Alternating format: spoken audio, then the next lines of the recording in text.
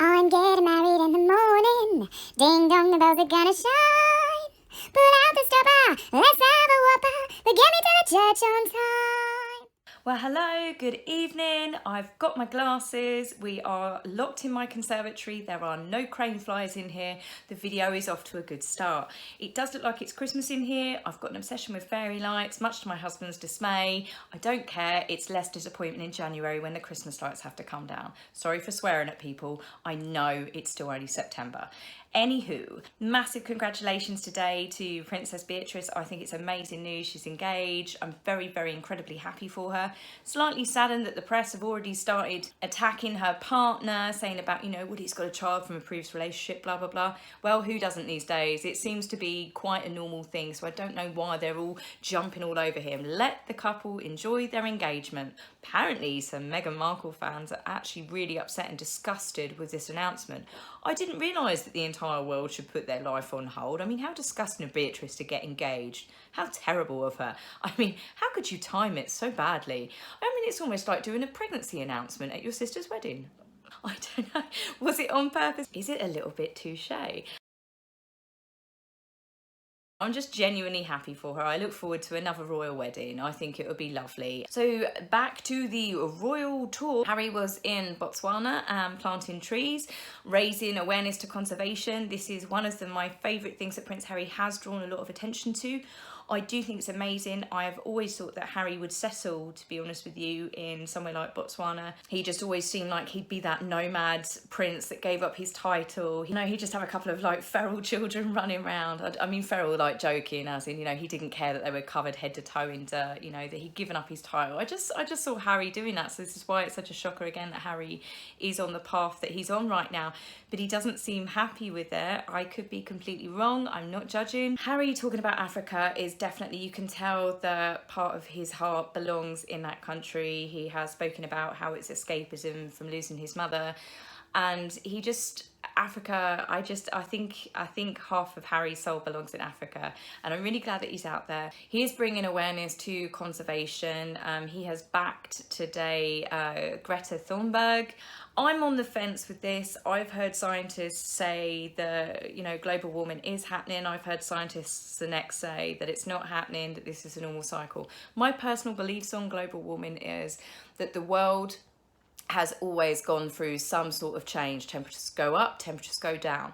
I do believe, however, that the human race, due to factories, due to pollution, due to overpopulating the earth, to wiping out certain species and whatnot, I think we're speeding up the process. So there's lots of things that can't keep up with these changes, where they would have hundreds and hundreds and hundreds of years to kind of climatise, to get used to it, animals would adapt. They're not having that chance anymore. The human race is a little bit out of control.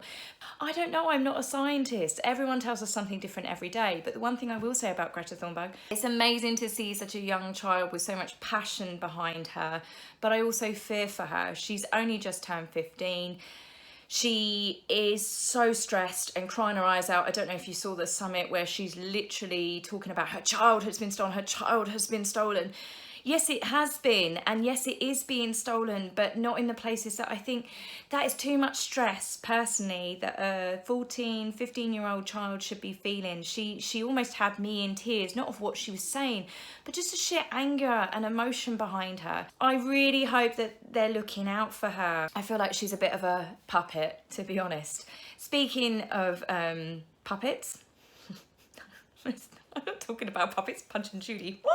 What the hell was I talking about? That was it, Harry. I've always loved the fact he's dealt with conservation. He has done a lot to raise awareness out there. You can't knock Prince Harry for that. However, I do think he looked rather unwell. He just looks so drawn and so skinny and a bit tired. Maybe it's jet lag. Maybe it's just having a newborn child waking up all hours of the night.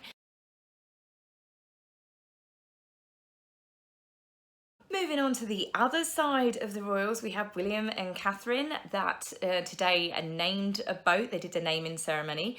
I don't quite understand what's happened here. There seems to be a lot of uproar about it. Apparently they had, not them themselves, but there had been a vote cast for the public to vote what name they wanted for this boat.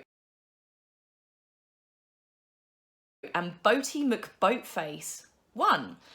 And they vetoed it, as I said. I don't think it was William and Catherine themselves, but they've named it after Sir David Attenborough. Presumably they thought that David Attenborough would win, and as he deserves to. This man is an absolute legend. There is no one in the entire world, in my generation and probably before and after, that has brought so much awareness to the plight of the animals in the oceans around the world. I love this man. I love his shows. I will watch them for years to come. So it's amazing he's had this boat named after him. But the point is, the public voted Boaty McBoatface and it got overruled. So what is the point? There's lots of people pointed out with Brexit, and I'm not going there. That is a whole different video, and you really don't want to hear my views on Brexit. It's just lunatics have taken over the asylum. What is the point in casting the vote out to the public? And Boaty McBoatface wins. I think it's an excellent name for a boat, personally. I think it's fantastic. I mean, there's so many things that should be named after David Attenborough. As I said, he is the king of conservation. I hope he can work long enough to bring out several more seasons of Blue Planet or The Planet or Planet Earth. Just, I love watching him. He's amazing. So as far as Harry and Meghan's Africa tour, it's pretty quiet today, really. There's not really been much brought up. Obviously, as I said, yesterday was the big reveal with Archie, and yeah, we'll see what tomorrow brings. I probably won't be able to do a video for a couple of days, so I'm going to do like a collective. So let's hope nothing major happens tomorrow and Saturday. I'll probably be back with you Sunday to cover the following days. If I get a chance, obviously, I will be back online, but I've got a lot of driving to do and I just don't think that's safe. I think I might get in trouble. YouTube videos, I'm driving up the M1 and the M40. I don't think so. Anyway, I hope everyone's doing well. I hope their working week is going great. Tomorrow is Friday, whoop whoop, for some of us. And yeah, I'll speak to you really soon. Take care now. Bye-bye. Sorry, but not sorry. I love David Attenborough, but Boaty McBoatface shoulda won.